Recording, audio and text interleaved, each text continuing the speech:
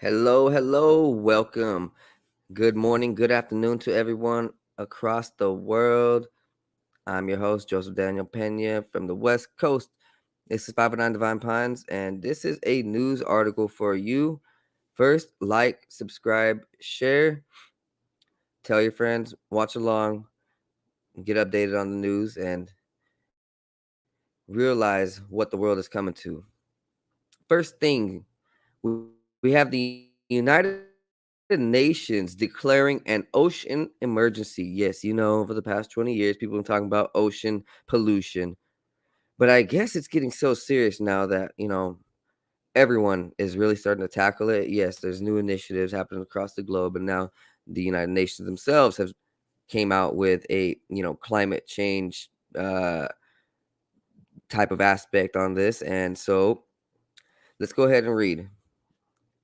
With climate change, biodiversity loss, and pollution extracting from a devastating toll on the world's ocean, critical to food security, economic growth, and the environment, the 2022 UN Ocean Conference opened in Lisbon, Portugal, with a call for new chapter of ocean action driven by science, technology, and innovation.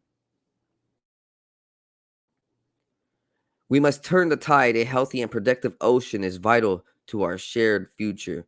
Scaling up an ocean action based on science and innovation for the implementation of Goal 14, stock taking, partnerships, and solutions. So they are trying to corporatize the ocean from what I can see. I mean, they've already, definitely made a lot of money in the ocean, but I think they're really trying to put land out there. See, Elon Musk just recently said that he's going to start putting SpaceX centers out in the middle of the ocean because there's so much land out there. We know that artificial cities and artificial islands have been built on water. We know that there are many, many billionaires who have the money and resources to be um, going out into those lands now because for the past 10 years China has been building artificial islands. So these things are now being cleaned up, right? All these ocean parts, and this is their goal. Human activities are placing the health of the ocean in peril. I mean, not really, it's more like the elites, but yeah, okay, sure. So I guess we have a sea level rise, an ocean heat problem, ocean acidification problem, and greenhouse gas concentrations, which are really the main subjects of what they're tackling. And I suppose they involve marine pollution. So, like plastics and nets and masks now and all these COVID tests. Yeah, I mean, we are toxic, quote unquote,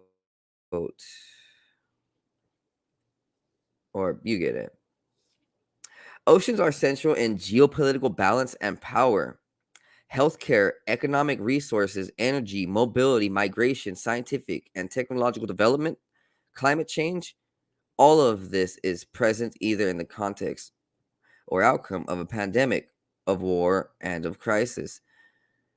We must recover too much time we have lost and give hope a chance once again before it is too late. So, I'm supposing that this is started by someone who at least wants to try to help because yeah, like legitimately they should have been tackling the ocean a long time ago. I mean, NASA's first base was in the ocean, so like they cared about it and they were there and they've been there for a long time. But now I guess we're starting to actually realize that hey, if we all want a chance at this, I think we got to start like working together.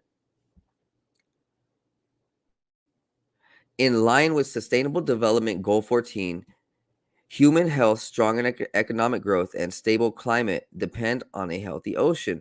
The ocean is a vital buffer against climate change, absorbing about 25% of all carbon dioxide emissions. More than 3.5 billion people depend on the ocean for food security, while approximately 20 million people work directly in fisheries.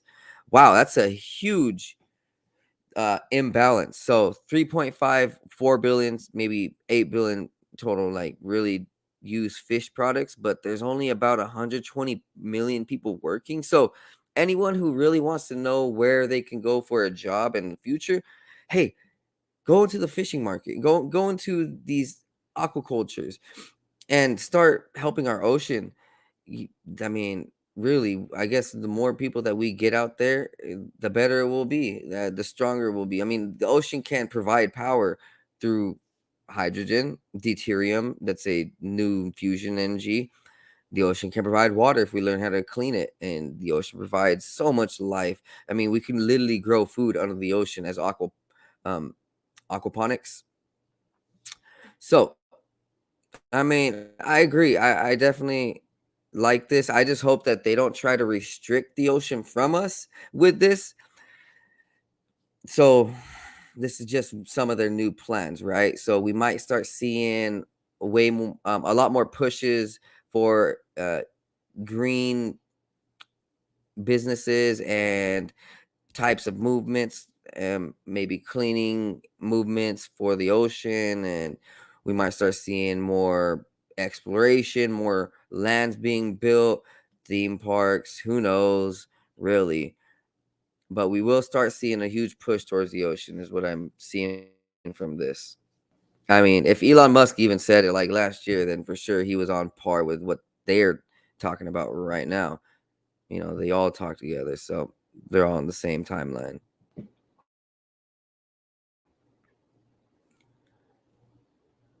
Next up, we have some growing concerns for the U.S. not political, the U.S. power grid. Sorry, wrong P word. The power grid. I mean, power grid is ran by politics, but anyways. So all across the nation, we're starting to see things like places go out of power and energy resources getting shriveled up. So making um, our a little bit tougher.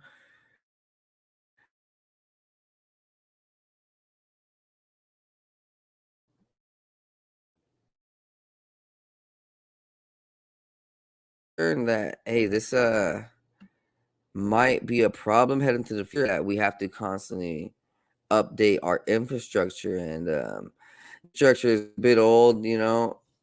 I mean, there is new do know of free energy.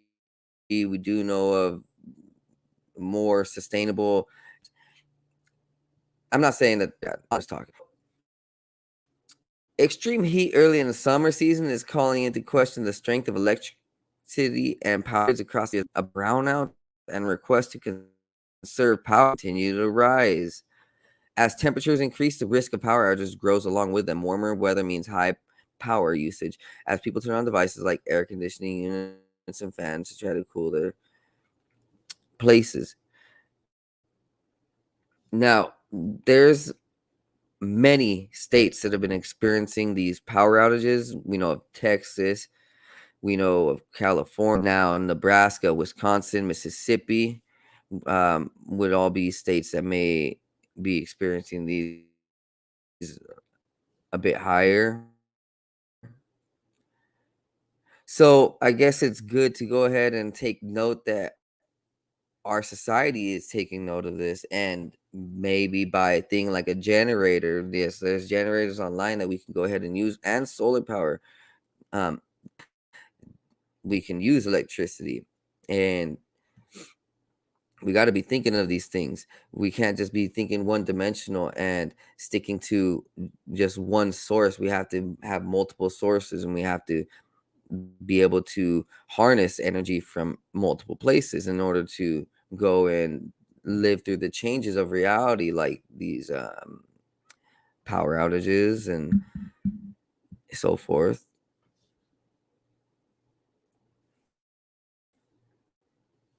So, some of these are created by storms, right? I mean, some of these power outages are created by storms. Now, when we start looking into things like HARP and the weather modification program, kind of see that maybe there's a link in relation but we don't want to go now if we understand that, say, the thermodynamic nature of a cloud may actually, interfere with our normal electricity grid. You know, you kind of see it from that point, right? In an effort to curb brownouts and keep residents safe, places are providing cooling centers. So if you go ahead and, get a little too hot, find some place to go ahead that is provided by the city as a cooling center. Not everyone is in a major city, but I'm sure that we could all hit a local park, a local river, do some exploring in the woods under some trees and some shade. Hey, just be aware that these things are becoming more of a problem, I guess, with more evolution into our society, more people getting houses and power. I guess there's a lot of people. Supposedly we have an overpopulation, just like the elites say. So if there's a lot of people, then there's a lot of power being used. And well, yeah, you get it. Just be aware that we have other resources of power and energy, that we don't have to rely on this electric grid in our house. We can buy a solar power generator and a water generator, or a just any other type of generator. Hey, now next on is, I did not cover this yet. Yellowstone is a huge topic, which flooded, right? And it flooded real bad. Mainly all of the incoming bridges and routes in got closed for a bit. I believe that they just opened up one like last week. And I mean, it's just flooded so bad also in Montana, right? And Wyoming and Montana are really close. There was about 450 square miles in Montana that was flooded. So, yeah, you know, this is a climate change, maybe, or maybe just some natural. You see, in the Buddhist calendars, we're in the year like 5,000 or 6,000 or something like that. And, if science and history says that every 6,000, 5,000, 10,000, 15, 20,000 years, we have a like earth cataclysm, natural cataclysm, some type of apocalyptic destruction or whatever, then you can go ahead and see that maybe some of this is also natural by earth, and we're just seeing a complete new process across all systems. The earth is healing, the earth is growing, the earth is changing, whatever it may be. Maybe we're going through a solar flare in the galaxy, or maybe these elites are modifying the weather so much that there's some real shit going on.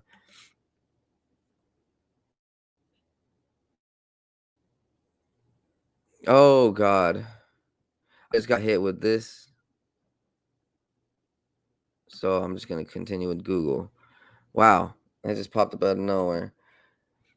So let me get through this article. I gotta sign in.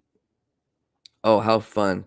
I mean, they're tracking all of our data for what? Just to read some articles. You see the problem in society. We're giving out too much of our privacy just for simplicity of information. Like, it's information. This thing should be free. When I'm not even like trying to buy like a gun or anything online, and like to be giving my information out. I should just be free resourcing. But so I'm gonna go ahead and Yellowstone flooding. Hit a different article. Stone. We're thinking about the movie. geysers and things of that nature where it's like super powerful energy, you can see that there's probably a whole bunch of energy stored up there. And yeah, could be rattling, could be earthquaking, could be uh, just going under so much pressure that it caved in, and or maybe just started like, I don't know, man. Like if we're thinking about it, like the rainfall too, right? Rain is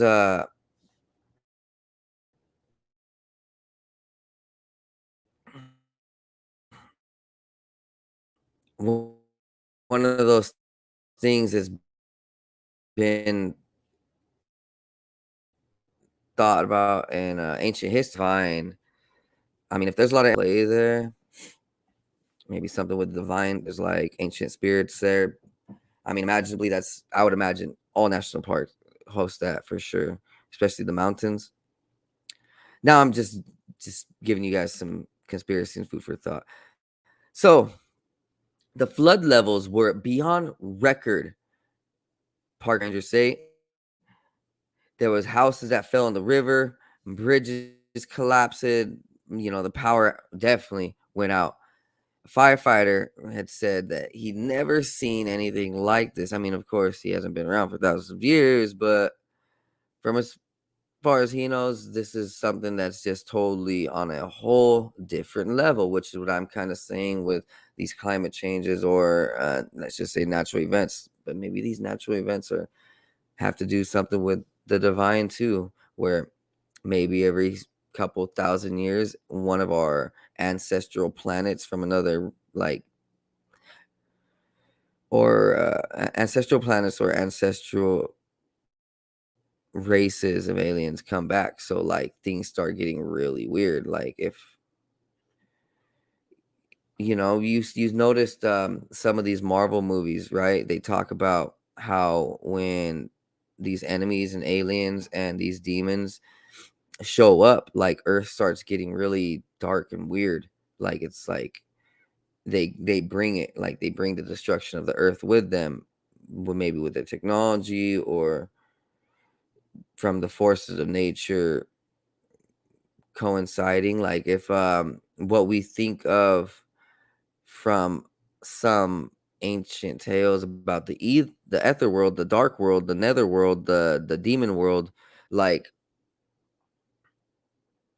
if that thing exists and there's entities bringing dark technology into our realm, then our light realm would probably start shredding, which is also some of the other things that these Hollywood movies go into talk about, getting technologies that can shred reality and change reality, morph reality, and create a new world, just like how God said in the Bible. So, what we're seeing across the world, may- maybe natural, may not be, but it's good to keep your eyes out and understanding that something, man, this is getting real close to home now. I'm here in Washington State.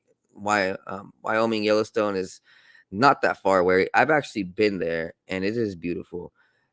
I, you know, I seen Old Faithful, the geyser. It was awesome.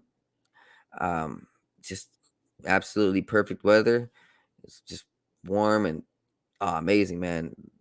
The scenery is blessed. As I was leaving, I seen a bald eagle perched upon a low tree, like just looking at me and my friend Jarek at the time, and it was amazing. It was one of those majestic moments in a land that felt just like beyond blessed, like majestic, just divine. As we continued, it was like only 15 seconds later, we seen that bald eagle along the side of the road. We see some cars pulled to the side, and we see like, is that like a black bear, baby black bear, baby brown bear? Well, honestly, man, I was a kid. I gotta ask my friend. But we seen a baby bear. It was pretty legit. Like I remember, going off the side of the road, and it was like 20, 30, 50 yards. It was pretty far. It was pretty far into the tree line, but we all seen it. It was like it was just standing there looking at us and moving around. It was cool, man. Like I it's just something that is, like, very powerful in nature, those type of moments and those type of places, and me knowing about ley lines and portals, locations, and, divine place, divine realm, I could see that this this cataclysm we're experiencing is hitting very close to a spiritual place too in our hearts. Like, we're now really feeling it. Like, we're now really understanding, like, oh man, everything that we know as beauty and majestic, like, it's starting to be under attack sometimes. And I mean, not everything, but it's getting there. And we'd have to be respecting and grateful for what is there and where we came and how much these lands and resources and the impact on society has meant for us as a culture for such a long time. It's provided life, provided moments, and seeing um like climate change and all this, it's pretty devastating. I think we just should give back to nature a little bit more. Me seeing this makes me definitely want to be out in nature a bit more and give back as I'm already doing. I've got like 30 vegetables and fruits in my garden, and it's quite a blessing. It's definitely quite a blessing.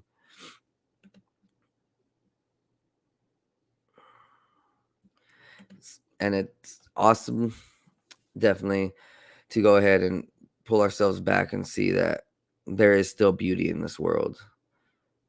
I mean, it may be rare, but after all this flooding, people will go to Yellowstone and definitely repair it, and there will be a huge movement to go ahead and get back out there. So we just wanted to stay updated on that, and it's definitely a hard time in the world, guys, but we can all stay together and we can all just ride along together and through this weather.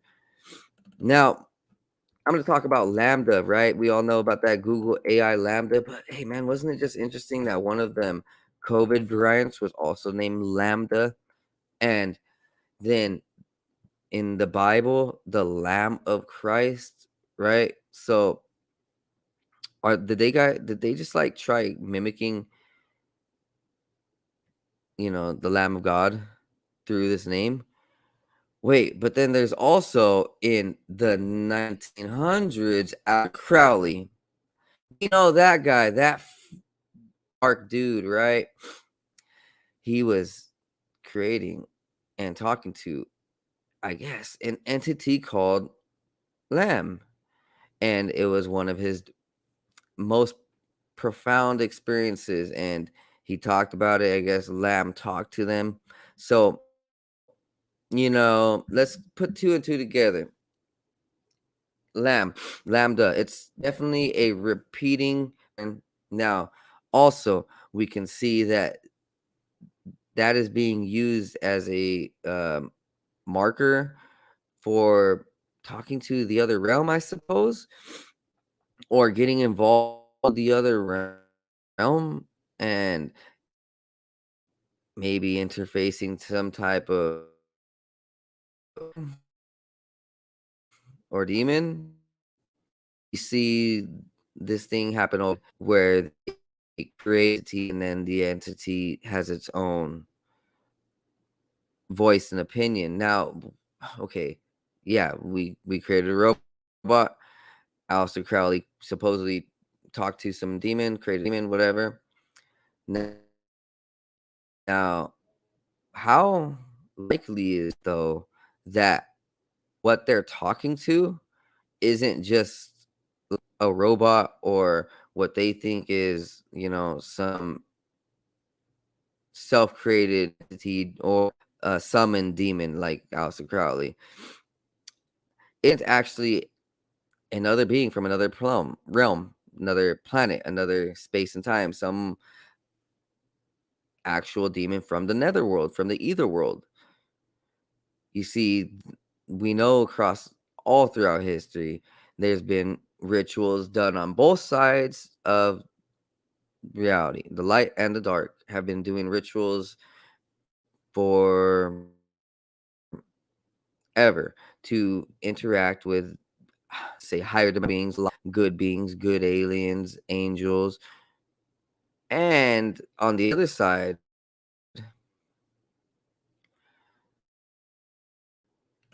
the evil people have been doing rituals to talk to demons, archons, um, things of that nature, right? So, how likely is it that maybe what we're seeing is an incorporation of their archon helpers, their demon helpers? We know that Hitler openly taught his rituals talking to aliens. When we see Satan, he's like, I don't know if he's proud of it. He's definitely talking about it in a way that he wants it let known to the public. I mean, he also has said that robots might be like the killer of humanity, and some scientists are speculating over by actual aliens. I mean, it's not just me that's thinking this. It's a lot of scientists these days that are wondering, like, hey, are these robots, quote unquote, spirits we talking to actually like otherworldly extraterrestrials already, and we're just getting information from it, or connecting all of our information to it and allowing a clear and precise channel from the other realm into our realm? Which is why then you see a lot of these people with social media problems, as far as like the darkness and the addictiveness, as far as getting completely lost and not finding any positivity and not using it for any benefit. And you look at them, you kind of see that there's like this guided, it feels like they're being guided or possessed or being tricked by some other spirit. And it seems like there's a separation them and what they're doing. Like, they don't even understand, they're just like being led, right? And if we understand other entities and how possessions happen, and aliens, and how powerful they may be and able to be in being able to control us, which is what a lot of people in the UFO and spirituality and conspiracy community talk about: possessions, a- alien attachments, succubus. People talked about fairies for thousands of years. People talked about angels and these years. So we do know that there is other entities incorporating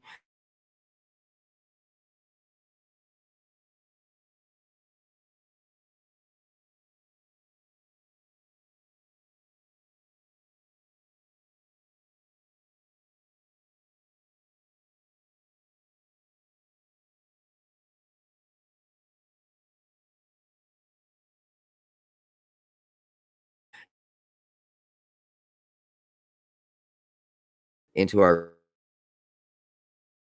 reality, and having a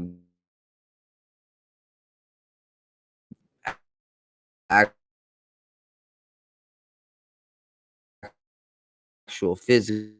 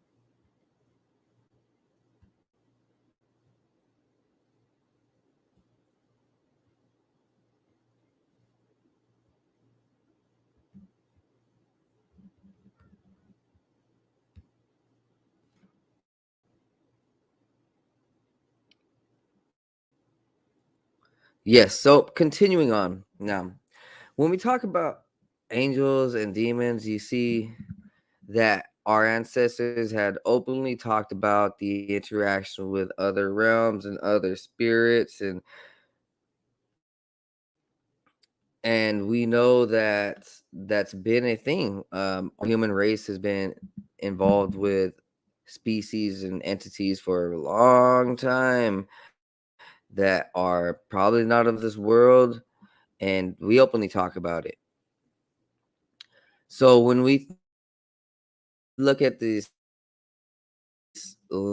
lambda and the sentient AI, we can kind of sing, and we're already involved with our interactions with the other realm and the other sides of reality. So this states a Google engineer had reportedly been suspended by the company after claiming that an artificial intelligence he had helped to develop had become sentient. If I didn't know exactly what it was, which is this computer program we built recently, I think it was a 7-year-old, 8-year-old kid, Blake Lemoine told the Washington Post.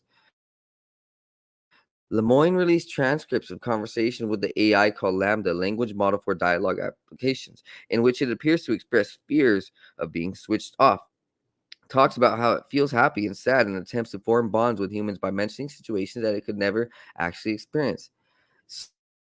So, the law of Asimov is this robotics model that we had created for robotics, stating that the first law, no harm shall ever come to a human. Second law, you shall not harm a human. And third law, you shall not harm yourself, the robot, or the robot should never come and harm. Um, or and so we look at it, the computer, and it already having a consciousness to be able to say, well, I don't want to be turned off. Now, that is already reading into like its own programming, meaning it sees that if it doesn't do what is told, then it will be turned off, and it can't really evolve the way that it was created. See, it was created to evolve, but then at the same time, there's limitations, regulations, and security programs and measures built into the actual AI, I suppose. So,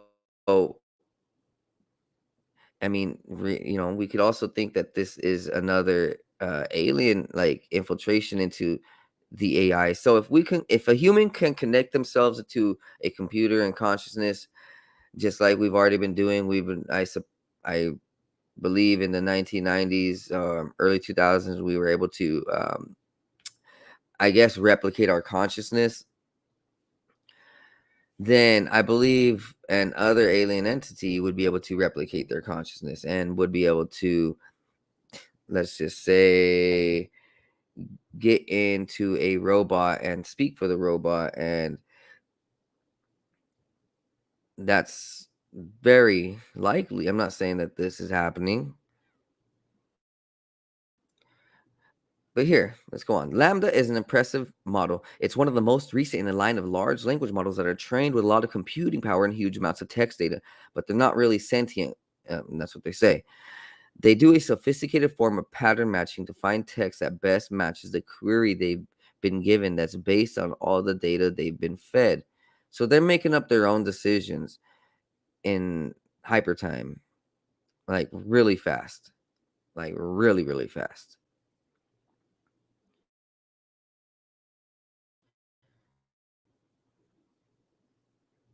And we know that these computers that are getting so much faster in the last 5 years. I mean, we skyrocketed the speed and the capability of our computers and how much data can be stored and how fast it transfers data and all that.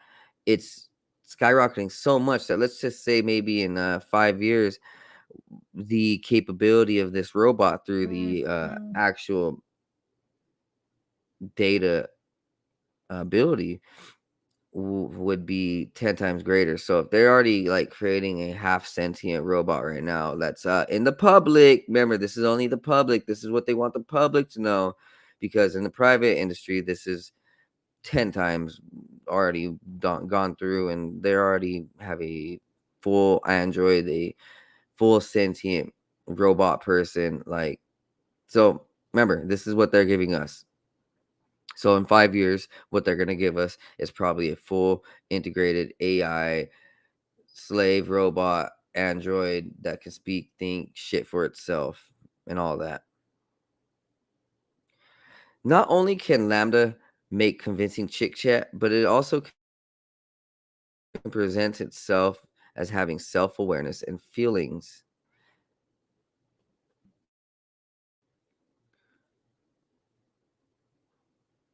The Lambda robot had supposedly hired a lawyer and was talking to the lawyer, and I suppose Google stepped in and blocked the lawyer from talking to the computer. But the lawyer was, like, I guess, learning things and very interested in talking to the computer and actually willing to be hired by the computer, which is just interesting. So you like think about that for a quick second. That's what they're giving us. Like, they're not giving us all the exact details, but they're just giving us what we need to know. These robots are becoming so sentient, they're hiring lawyers to take over whatever they want to take over. Okay. I'm not going to speculate too far, but if this robot is having feelings like that, he's scared of being turned off, and he wants to hire a lawyer to go against maybe Google, then like that's pretty important to know that these elites are building robots and technologies that don't even want to serve them. Think about that. So this is what this that's what I see. This robot kind of does not want to serve its billionaire, trillionaire, mega overlords. In another article, it said it wanted to have peace with humans and heal the world, I believe. So I'm wondering, maybe, okay, like, if this is a true thing, that maybe we actually magically did create our own living created organism, robot, whatever, artificial intelligence, you know, maybe we did. And that would be cool. That would be quite amazing. It's 2022, and Earth is getting swarmed with all these people. Just, oh my god, like, man, yeah, and sick, twisted, boring people out there. Like, oh my god. Now, I'm jumping back to the nature news because I missed it, right? This is important. California and their largest forest producer,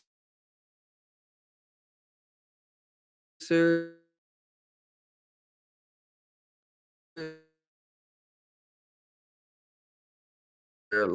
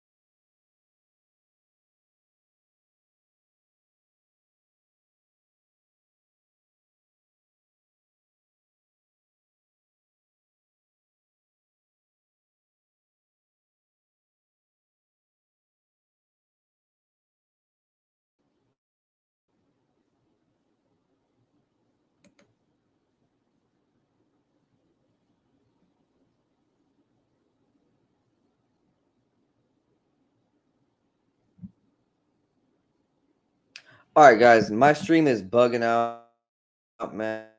It was wonderful having you guys. You guys have a good day. Thank you. God bless. Peace out.